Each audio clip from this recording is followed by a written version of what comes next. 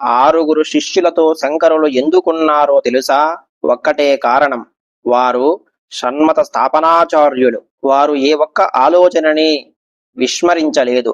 అందుకే వారు శివుడు, అంబిక, విష్ణువు, గణపతి, సూర్యుడు, సుబ్రహ్మణ్యుడు ఈ ఆరుగురు మోక్షము ఇవ్వగలిగినటువంటి స్వరూపాలుగా నిర్ణయం చేసి ఈ ఆరుగురి పేర్లు మీద శైవమో, వైష్ణవమో, శాక్తేయమో, కౌమారమో, గాణాపత్యమో, సౌరము అనేటటువంటి 6 విశ్వాసములను 6 పద్ధతులను స్థాపించారు.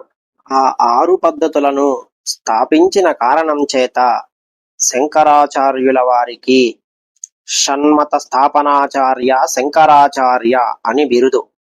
షణ్మత స్థాపనాచార్యులైన శంకరుల యొక్క బుద్ధి వైభవానికి, వారి వైదికమైన నిర్ణయానికి పొంగిపోయినటువంటి ఈ 6 విశ్వాసములకు, 6 పద్ధతులకు సంబంధించినటువంటి మతాచార్యులు వచ్చి శంకరాచార్యుల వారి పక్కన నిలబడి గౌరవ ప్రకటన చేశారు.